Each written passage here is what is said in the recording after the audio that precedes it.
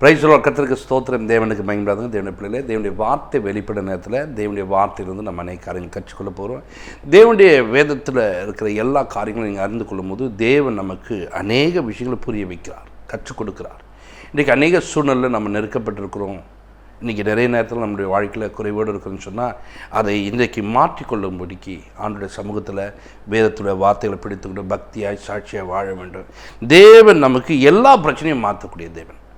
இன்றைக்கி என்னை யாரும் விசாரிக்கலை அப்படின்னு சொல்லிட்டு நீங்கள் நீங்கள் இன்றைக்கி ஆண்டவர் நம்மளை விசாரிக்கிற ஒரு தேவனாக இருக்கிறார். அவர் விசாரிக்க வல்லவராக இருக்கிறார். நம்முடைய காரியங்களை அவர் இந்த நாளில் பொறுப்பெடுத்து நடத்த வல்லவராக. நீங்கள் ஒரு வசனத்தை வாசிப்போம்.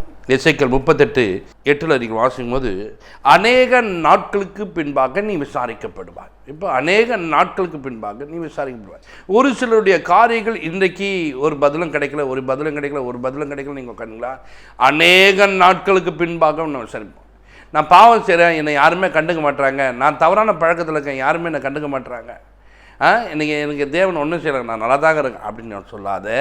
ஆண்டு வெயிட் பண்ணுவார், மாறுவியான்ட்டு கொஞ்ச நாள் கழிச்சு கரெக்டாக உன்னை விசாரிக்க வந்துடுவார். அன்றைக்கி உனக்கு ஒரு விடுதலை இல்லாமல் போய்விடும். அன்றைக்கு உன் வாழ்க்கையில் நீ செய்த பாவத்துக்கான பலனை அனுபவிக்க ஆரம்பிச்சிடுவேன். அதான் சொல்கிறது, அநேக நாட்களுக்கு பின்பாக நீ விசாரிக்கப்படும். அதுபோல் நம்மளை விசாரிக்கிற ஒரு தேவன் இருக்கிறார். அவர் விசாரிக்கக்கூடியவர். நீங்கள் 1 பேதுரு நீங்கள் பார்க்கும்போது 5:7 அவர் உங்களை விசாரிக்கிறபடினால் உங்கள் கவலைகளை அவர் மேலே வைத்து விடு என்று வேதம் சொல்லுது. அப்போது தேவன் பாருங்கள், நம்மளை விசாரிக்கிறவர் என்பதை ஒரு மனிதன் அறிந்து கொள்ள வேண்டும். ஒரு கூட்டத்தை இவ்வளோ தவறு பண்ணுறாங்களே, ஏங்க அவங்கள கண்டுக்கலாம்? அவங்க தாங்க அநேக நாட்கள் பின்பாக விசாரிக்கப்படுவாங்க. அப்போ விசாரிக்கும் போது அவர்கள் தண்டனை உறுதி, அவர்கள் தண்டிக்கப்படுவது உறுதியாயிடும்.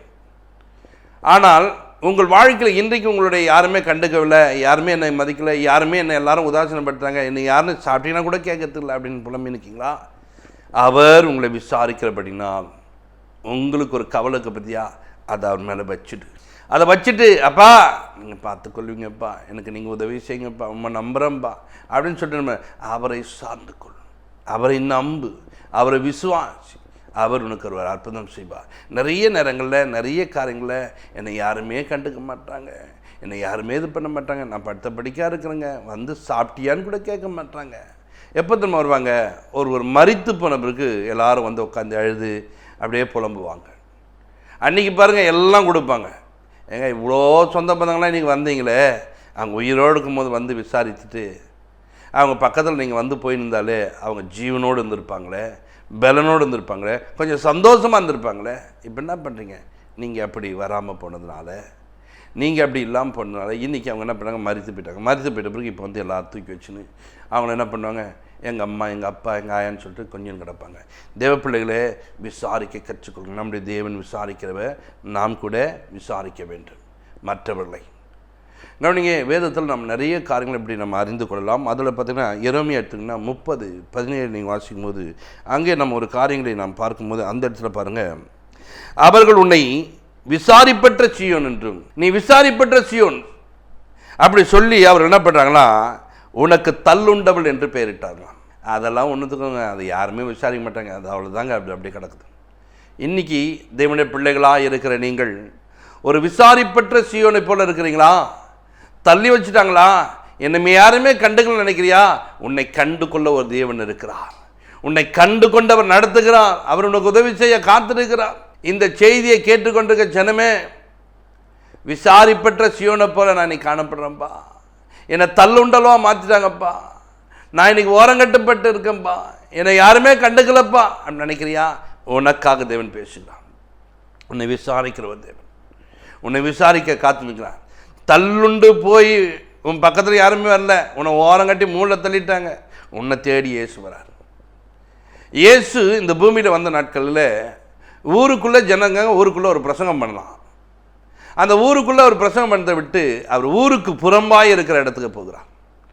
அங்கே போயிட்டு அவர் ஒரு பிரசங்கத்தை பண்ணும்போது அந்த ஊருக்கு புறம்பாய் போன நோக்கம் என்னென்னா, அங்கே பாருங்கள், அங்கே தான் தள்ளுண்டவெல்லாம் இருக்கிறான்.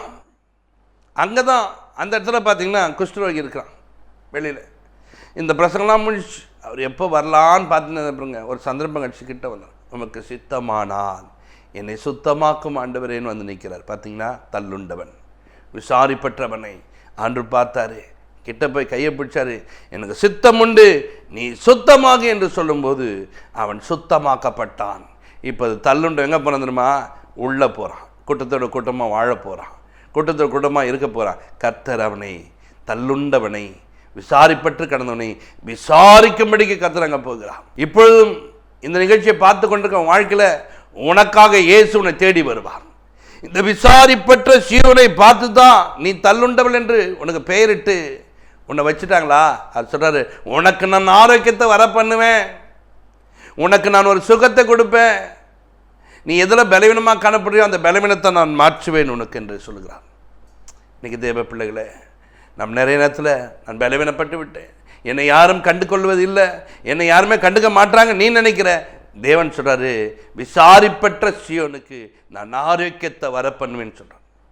வியாதி இல்லாதபடிக்கு, பலவீனங்கள் இல்லாதபடிக்கு தேவன் உனக்கு உதவி செய்கிறார். உன் பலவீனத்தை மாற்றக்கூடிய ஒரு தேவன், அவர் உனக்கு உதவி செய்ய காத்து கொண்டு இருக்கிறார். உன் தேவையை சந்திக்கிறவராக இருக்கிறார். உன்னை அப்படியே விட்டு போகிறதே இல்லை, உன்னை படுக்கையிலே விட்டு போகிறது இல்லை. எவ்வளோ நாள் நீ அழுது கொண்டு புலம்பிக் கொண்டு இருப்பதை தேவன் பார்க்கிறார். உனக்கு நான் ஆரோக்கியத்தை வர பண்ணுவேன் என்று சொல்கிறார்.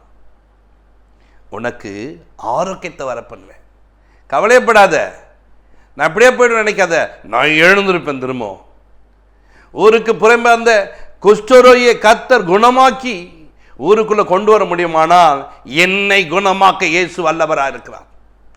வாசலிலே பிச்சை கேட்டு கொண்டு இருக்கிறேன். அவன் பாருங்க, விசாரிப்பற்றவன். அவன் ஒன்றா எல்லாரையும் பார்த்து நல்லா இருக்கீங்களா, ஏதாச்சும் போட்டு போங்கன்ற மாதிரி பேசலாம் கண்டி. அவனை போய் பிச்சைக்காரங்கிட்ட போய் யாரா பேசுவாங்களா? நல்லா இருக்கியாப்பா, சாப்பிட்டீங்களா அப்படின்னு கேட்க போகிறது கிடையாது. அவனை கண்டுக்கவே மாட்டாங்க. அப்படியாப்பட்டவன் இயேசு வருகிறார் என்று அறிந்து, தாவீதின் குமாரனே எனக்கு இரங்கும், விசாரிக்கிற ஒரு தெய்வத்தை பார்த்து அவன் கூப்பிடுகிறான். அவர் பாருங்க, சத்தமாக பேசாதுன்னு சொல்லிட்டு அதட்டும் போது கூட அவர் கூப்பிட்டு கொண்டு இருக்கிறார். அப்போ பாருங்க, கூப்பிட்டுட்டே இருக்காங்க. அது இயேசு திரும்பி பார்த்தார், அவனை பார்த்து விசாரிக்கிறார். நான் உனக்கு என்ன செய்ய வேண்டும்? நான் பார்வை அடைய வேண்டும் ஆண்டவரே. பாருங்க, விசாரிக்கிற தேவன், நான் உனக்கு என்ன செய்யணும்? ஆரோக்கியம் இல்லாத அவன் கேட்கிறான், நான் ஆரோக்கியம் அடைய வேண்டும், என் பார்வை இல்லாதவனாய் காணப்படுகிறேன், நான் பார்வை இல்லாதவனாய் நடக்கிறேன், எனக்கு நீங்க உதவி செய்ய வேண்டும் என்று தேவனை நோக்கி பார்த்தான். அவர் பார்வை கொடுத்தார். பார்வை கொடுக்கிற ஒரு தேவன் இருக்கா. உன்னை விசாரிக்கிற ஒரு தேவன் இஸ்ரவேலில் உண்டு. இந்த நிகழ்ச்சியை பார்க்கிற தேவனை தேடாத மக்களே, நீ தேடும்படிக்கு இன்னைக்கு நான் சொல்றேன். நான் இயேசுவை நான் தேடுங்க, சர்ச்சுக்கெல்லாம் போனது கிடையாதுங்க, பரவாயில்லங்க. இப்போ நீங்கள் தேடுங்க. நாகமன்னப்ப நான் தேடி வந்தாங்க, அவனை குணமாக்கி அனுப்பினார். இஸ்ரவேலில் ஒரு தேவன் இருக்காரா, அவர் என்னை சுகமாக்குவாரா? நம்பினா இன்னைக்கு நம்பிக்கையோட வா. உன்னை குணமாக்க இயேசு வல்லவராக இருக்கா, உன்னை சுகமாக்க அவர் வல்லவராக இருக்கா, உனக்கு அற்புதம் செய்ய தேவன் வல்லவராக இருக்கிறார். உன்னை விசாரிக்கக்கூடிய தேவன் உனக்கு ஆரோக்கியத்தை வர பண்ணுமா, உனக்கு ஆரோக்கியத்தை வர பண்ணி உன் தேவைகளை சந்திக்கிற தேவன். நல்லா கவனிங்க, என்னை விசாரிக்க ஒரு தெய்வம் இருக்கிறார், அவர் என்னை விசாரிக்கிறார் என்பதை ஒரு மனிதன் அறிந்து கொள்ள வேண்டும். என்னை எல்லாரும் தள்ளி வச்சுட்டாங்க, என்னை கண்டுக்கதே கிடையாதுங்க. கண்டுக்கலையா? உன்னை கண்டுக்கிற ஒரு தெய்வம் இருக்கிறாருங்க, உனக்காக ஒரு பெரிய காரியங்கள் செய்ய காத்திருக்காங்க. தாவீதை யாருமே கண்டுக்கல, அவன் காட்டுக்குள்ளே இருக்கிறான். அவனை குறித்து சொல்லும் போது, வேத ஆராய்ச்சியாளர்னு சொல்லும் போது, அந்த பையன் சிறு பையனாக இருக்கும்போது காட்டில் அவன் வாழ்கிறான். காட்டில் இருக்கிறான்னு சொன்னால் ஆடுகள் மேய்க்கும் போது அவனை கரடியோ சிங்கமோ நம்ம பிடித்து கொண்டு போக முடியும், அவனை சாகடிக்க முடியும். ஆனால் அவங்க தகப்பன் அதெல்லாம் ஒரு கவலை இல்லாமல் அவன் பண்ணு ஆடு மேய்க்கிட்டோன்ற விட்டுட்டு இருக்காங்க. ஆனால் அந்த மனிதனை தேவன் பாதுகாத்தார். தள்ளுண்டு போய் தூரமாக இருக்கிறவனை ஆண்டவர் தேடி வருகிறார். அவனிங்க ஈசாயின் குமாரனுக்கு என்ன பண்ணு, நீ போய் அபிஷேகம் பண்ணுன்னு சொல்லிட்டு சாமி ஒரு பெரிய தீர்க்கதரிசி ஊருக்குள்ளே வரார். ஊருக்குள்ளே வந்த உடனே பாருங்கள், அவங்க வீட்டுக்கு வராங்கன்னா அவ்வளோ காரியங்கள். அங்கே பந்தியெல்லாம் இது பண்ணணும், அங்கே பந்தி பரிமாறத்துக்கு என்ன பண்ணுவாங்க, பெரிய காரியங்களை பார்க்கணும். அங்கே இருக்கிற லோக்கலில் இருக்கிற எல்லா பாஸ்டர்ஸும் வருவாங்க, ஏன்னா ஒரு பெரிய தீர்க்கதரிசி வரார்ல அந்த பக்கத்தில், எல்லாம் உள்ளே வரும். வந்து என்ன பண்ணும், அங்கே ஒரு பெரிய ஒரு பந்தி விசாரிப்பு நடக்க போகுது. அவங்க அண்ணன்லாம் கூட இருக்கிறாங்க, எல்லாரும் கூட இருக்கிறாங்க. இப்போ அபிஷேகம் பண்ணுறதுக்கு ஒவ்வொரு கூடும்போது அவன்ல அப்போ கேட்குறாரு, உங்கள் பையன் இவ்வளோதானா? விசாரிப்பட்டு கிடக்கிறவன் தள்ளுண்டவன் ஒருத்தன் அங்கே இருக்கான் பாருங்க.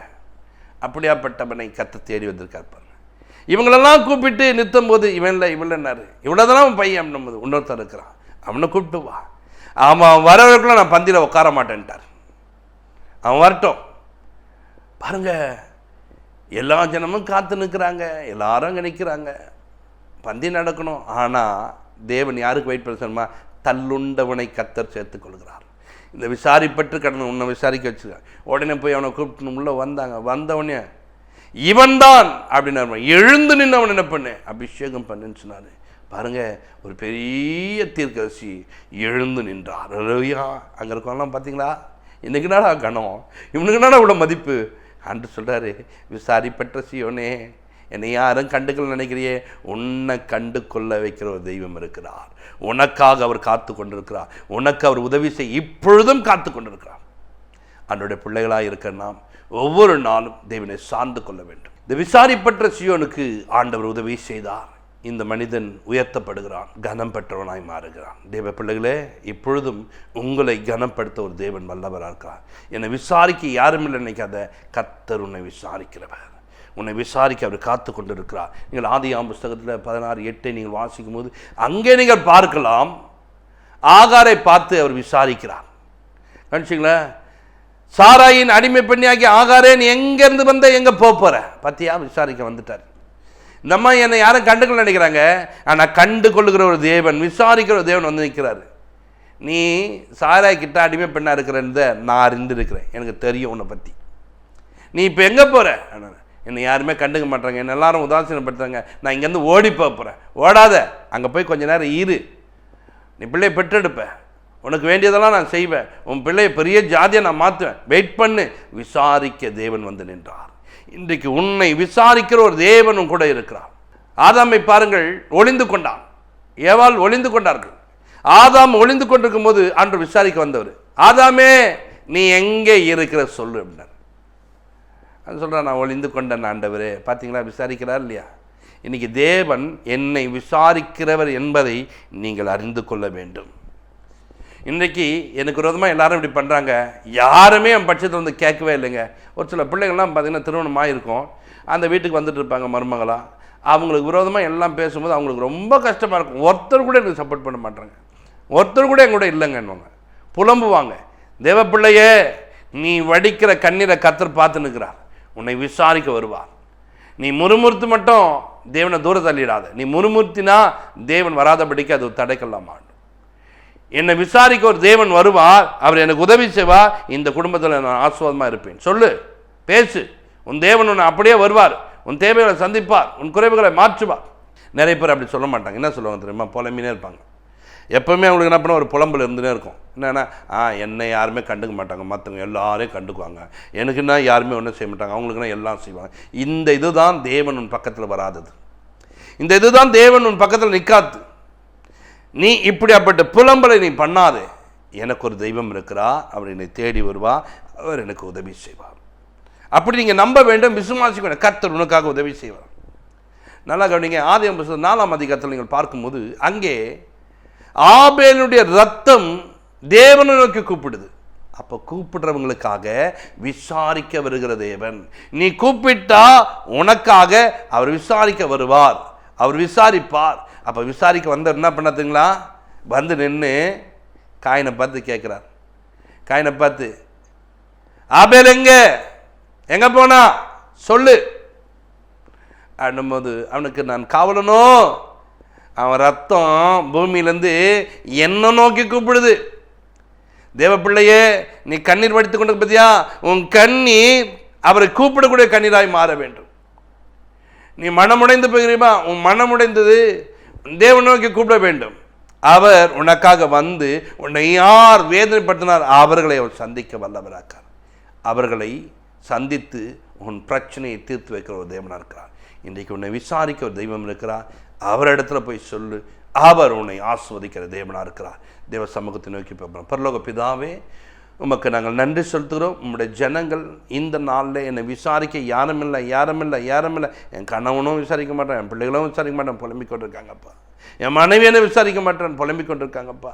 பிள்ளைகளின் தாய் தகப்பனை விசாரிக்க மாட்டாங்க, புலம்பிக் கொண்டிருக்காங்கப்பா.